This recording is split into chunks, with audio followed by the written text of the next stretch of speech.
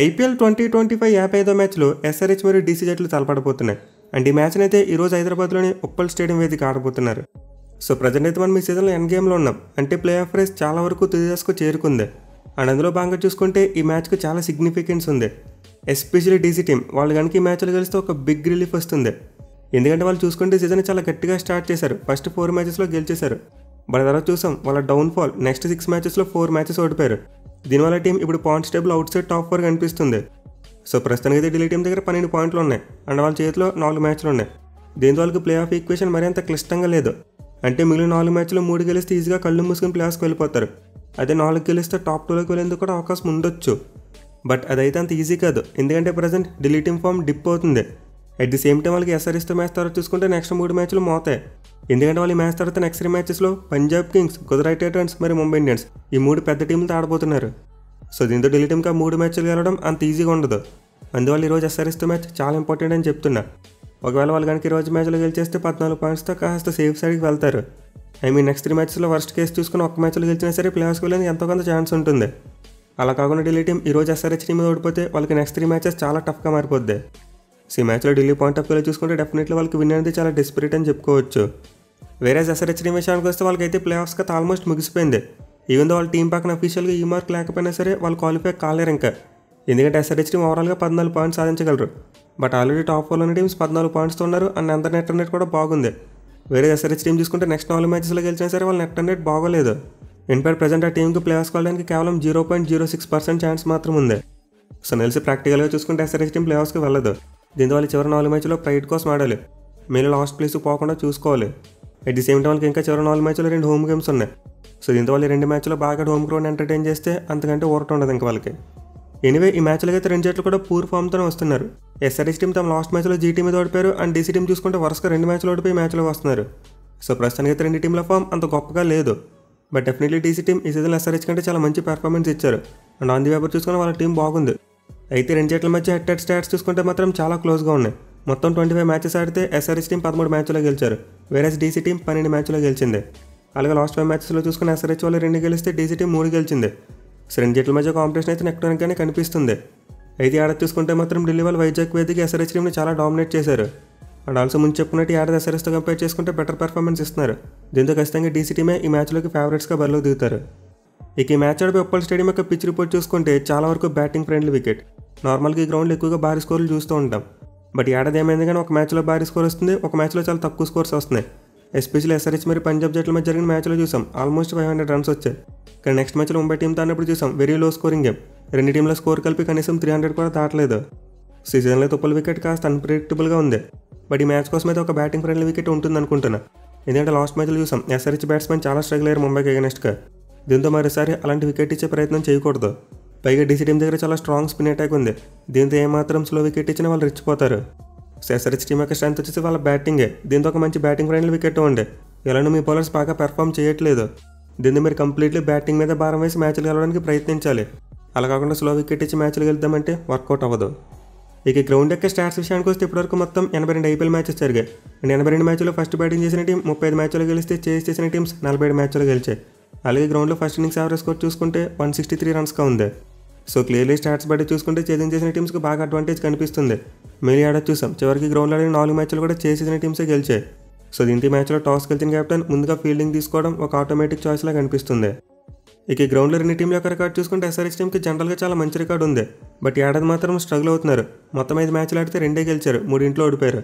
And ఇందులో interesting thing ఏంటంటే వాళ్ళు గెలిచిన 2 మ్యాచ్లు కూడా హై స్కోరింగ్ మ్యాచెసే. Which means SRH team batting పవర్తోనే మ్యాచ్లు గెలవగలుగుతుంది. దీంతో ఖచ్చితంగా ఈ మ్యాచ్ కోసం ఒక బ్యాటింగ్ ఫ్రెండ్లీ వికెట్ని ఇవ్వాలి. మళ్ళీ ఢిల్లీ టీంకి చూసుకుంటే ఉప్పులో కొంతవరకు మంచి రికార్డు ఉంది. మొత్తం 6 మ్యాచ్లు ఆడితే ఎస్ఆర్హెచ్తో 3 గెలిచారు, 3 ఓడిపోయారు. అయితే వాళ్ళు గెలిచిన 3 మ్యాచ్లో 2 విజయాలు చివరిగా వచ్చినవే. అంటే చివరికి గ్రౌండ్లో 2 జట్లు తలపడే 2 సార్లు కూడా డీసీ వాళ్ళు గెలిచారు. సో హిందీ మ్యాచ్లో అయితే ఎస్ఆర్హెచ్ టీం కాస్త స్మార్ట్గా ఆలోచించాలి. ఎలానో ఢిల్లీ టీం మీద ఒత్తిడి ఉంటుంది. దీంతో దాన్ని క్యాష్ చేసుకుని వాళ్ళని దెబ్బ కొడితే రివెంజ్ తీసుకున్నట్టు కూడా అవుద్ది. But anyway on the paper టీమ్స్ని బేస్ చేసి చూసుకున్నా, అలాగే ప్రజెంట్ ఫామ్ చూసుకున్నా కొంతవరకు డీసీ టీంకి అడ్వాంటేజ్ కనిపిస్తుంది. ఇక టీమ్స్ విషయానికి వస్తే ఎస్ఆర్హెచ్ టీం అన్ని విభాగాలు కూడా తడబడుతున్నారు. వాళ్ళ బ్యాటింగ్, బౌలింగ్, ఫీల్డింగ్ ఏమి కూడా అంత మెరుగ్గా లేవు. మెయిలీ వాళ్ళ బ్యాటింగ్ విషయానికి వస్తే మ్యాచ్కి స్ట్రగుల్స్ పెరుగుతున్నాయి కానీ తగ్గట్లేదు. ఎస్ఆర్హెచ్ ఓపెనర్స్ అయితే సీజన్ స్టార్టింగ్లో మంచిగా ఆడారు. బట్ తర్వాత చూసుకుంటే మాత్రం ఘోరంగా ఫెయిల్ అవుతున్నారు. మెయిన్గా 7 మ్యాచ్లో ట్రావిస్ హెడ్ స్ట్రైక్ రేట్ చూసుకుంటే 130 ఉంది. అదే ఫస్ట్ 3 మ్యాచెస్లో మాత్రం 190 స్ట్రైక్ రేట్తో ఆడేశాడు. సో హెడ్ అయితే సీజన్ స్టార్టింగ్లోనే అగ్రెసివ్గా ఆడలేకపోతున్నాడు. బట్ వేరే అభిషేక్ శర్మ చూసుకుంటే పర్వాలేదు, అడపదడప రన్స్ కొడుతున్నాడు. అండ్ మిడిల్ ఆర్డర్లో చూసుకున్న గత ఫ్యూ మ్యాచెస్గా చిన్న చిన్న క్యామెస్ చూస్తున్నాం. మెయిల్ నితీష్ కుమార్ రెడ్డి 2 క్యామ్ ఇన్నింగ్స్లు ఆడాడు. అలాగే క్లాసన్ చూసుకుంటే చాలా మంచి ఫామ్లో ఉన్నాడు. అండ్ డీసీ బౌలర్స్ మీద చాలా మంచి రికార్డు ఉంది. ఈవెన్ అనికేత్ వర్మ కూడా లాస్ట్ టైం డీసీ మీద ఎక్సలెంట్ ఇన్నింగ్స్ ఆడాడు వైజాగ్ వేదిక మ్యాచ్ అన్నప్పుడు. సో నాకైతే సరిచ్ బ్యాటింగ్లో ఇషాన్ కిషన్ అక్కడే బాగా వీక్ లింక్లా కనిపిస్తున్నాడు. దీంతో మ్యాచ్లో అతను పక్కన పెట్టి ఆర్థర్వేట్ లాంటి ప్లేయర్కి ఛాన్స్ ఇస్తే బాగుంటుంది. అండ్ ఆల్సో బౌలింగ్లో చూసుకున్న SRH team too much of bowling strength వెళ్తున్నారు. అంటే 4 పేసర్స్ను 2 స్పిన్నర్స్ని ఆడిస్తున్నారు. అది కూడా అభిషేక్ శర్మ మరియు నితీష్ కుమార్ రెడ్డిని యూజ్ చేసుకోకుండా. సో మ్యాచ్లో అయితే ఎస్ఆర్హెచ్ టీమ్ బౌలింగ్ స్ట్రెంత్ను తగ్గించుకుంటే బాగుంటుంది. అంటే వాళ్ళు అలానే ఎంత బౌలింగ్ పెట్టుకున్నా మ్యాచ్లు గెలవట్లేదు. దీంతో బ్యాటింగ్ స్ట్రెంత్ ఇంప్రూవ్ చేసుకోవడం కోసం షమీ లాంటి ప్లేయర్ని పక్కన పెట్టి అవునమ్మను ఆడిస్తే బాగుంటుంది. మెయిలీ ప్యాట్ కమిన్స్, అభిషేక్ శర్మ మరియు నితీష్ కుమార్ రెడ్డిని సరిగ్గా యూజ్ చేసుకోవట్లేదు. సో ఎస్ఆర్హెచ్ టీమ్కి అయితే బౌలింగ్ విషయంలో ప్లెంటీ ఆఫ్ ప్రాబ్లమ్స్ ఉన్నాయి. పలానా బౌలర్ బాగా వేస్తాడని చెప్పడానికి లేదు, అందరు బౌలర్స్ కూడా ఫెయిల్ అవుతున్నారు. దీంతో మరోసారి మ్యాచ్లో ఎస్ఆర్హెచ్ బౌలర్స్ ఫెయిల్ అవడానికి అవకాశాలు కనిపిస్తున్నాయి. ఇక టీంలో మార్పుల విషయానికి వస్తే ముందు చెప్పినట్టు 2 చేంజెస్ చేస్తే బెటర్ అనిపిస్తుంది.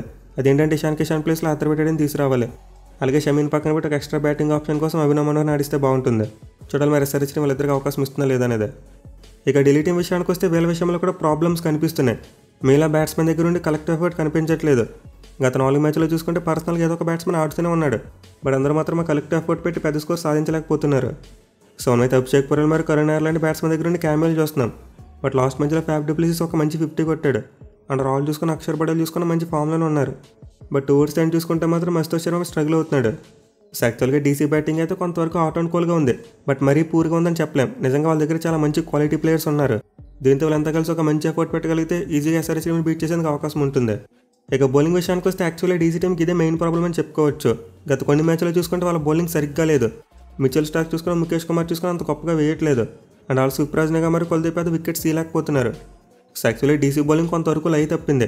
కానీ ఈ మ్యాచ్లో మాత్రం కంబ్యాక్ ఇచ్చేందుకు అవకాశాలు ఉంటాయి. మెయిలీ మిచెల్ స్టార్క్ ఎస్ఆర్హెచ్ టీం అంటే చాలా ఇష్టం. అతను ఎస్ఆర్హెచ్ టీం మీద గత 4 మ్యాచ్లో 10 వికెట్లు తీశాడు.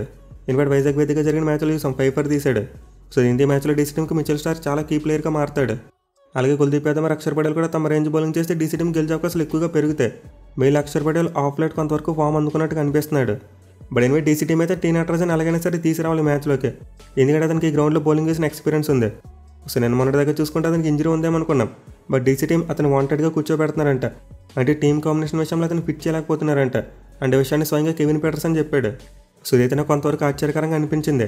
ఎందుకంటే వాళ్ళు టీ నటరాజన్ 10 కోట్ల కంటే ఎక్కువ పెట్టుకుని బెంచ్ మీద కూర్చోబెట్టడానికి కాదు, కనీసం అతనికి ఒక్క మ్యాచ్లోనే ఆపర్చునిటీ ఇవ్వాలి. అండ్ దాన్ని ఫెయిల్ అయితే అప్పుడు కూర్చోబెట్టిన అనుకోవచ్చు. So obviously Natarajan Uppal stadium ఎలా బిహేవ్ చేస్తుందో బాగా తెలుసు.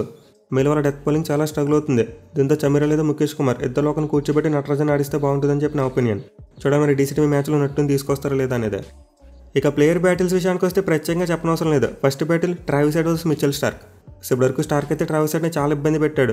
ఐపీఎల్లో 2 ఇన్నింగ్స్లో అతను బౌలింగ్ చేస్తే 2 సార్లు కూడా అవుట్ చేశాడు. అలాగే అతను ఇషాన్ కిషన్కి అగెన్స్ట్గా చూసుకున్న చాలా మంచి రికార్డు ఉంది. 3 ఇన్నింగ్స్లో 2 సార్లు అవుట్ చేశాడు. సో ఈ మ్యాచ్లో అయితే మరోసారి ఎస్ఆర్హెచ్ టాప్ ఆర్డర్కు మరి మిచెల్ స్టార్క్ మధ్య ఒక బేబచ్చాన్ బ్యాట్లో ఉండబోతుంది. ఇక దీంతో పాటు మరి ఇంట్రెస్టింగ్ బ్యాట్లు ఏంటంటే అభిషేక్ శర్మ వర్సెస్ అక్షర్ పటేల్. సో జనరల్గా లెఫ్ట్ ఆర్మ్ స్పిన్నర్స్ లెఫ్ట్ హ్యాండర్స్కి ఎక్కువగా బౌలింగ్ చేయరు. కానీ అక్షర్ పటేల్కి మాత్రం అభిషేక్ శర్మ లాంటి ప్లేయర్ మీద చాలా మంచి రికార్డు ఉంది. 3 ఇన్నింగ్స్లో 2 సార్లు అవుట్ చేశాడు. అది కూడా చాలా తక్కువ రన్స్ ఇచ్చి. సో ఇటు తిరిగి అక్షర్ పటేల్ రీసెంట్గా పవర్ ప్లేలో బౌలింగ్ చేస్తున్నాడు. దీంతో లెఫ్ట్ హ్యాండర్ మ్యాచ్అప్ అనేది దాన్ని పక్కన పెట్టి ఈ మ్యాచ్లో కూడా దాన్ని కంటిన్యూ చేయాలి. ఇన్ఫాక్ట్ లాస్ట్ మ్యాచ్లో కేకేఆర్ టీంతో కూడా అదే చేశాడు. లెఫ్ట్ హ్యాండర్ ఉన్నా సరే పవర్ ప్లేలో బౌలింగ్ చేశాడు. అండ్ అది వర్కౌట్ అయింది.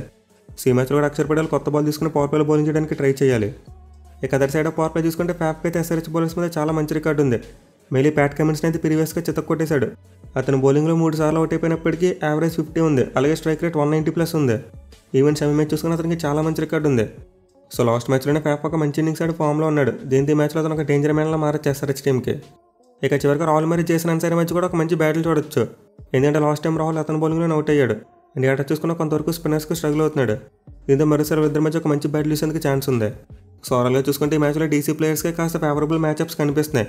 అంటే ఎస్ఆర్హెచ్ ప్లేయర్స్ మీద వాళ్ళకి మంచి రికార్డ్స్ కనిపిస్తున్నాయి. చూడాలి మరి మ్యాచ్లో ఎస్ఆర్హెచ్ టీం రికార్డ్స్ తిరగరాసి గెలుస్తారా లేకపోతే డీసీ టీం కంబ్యాక్ ఇస్తారనేదే.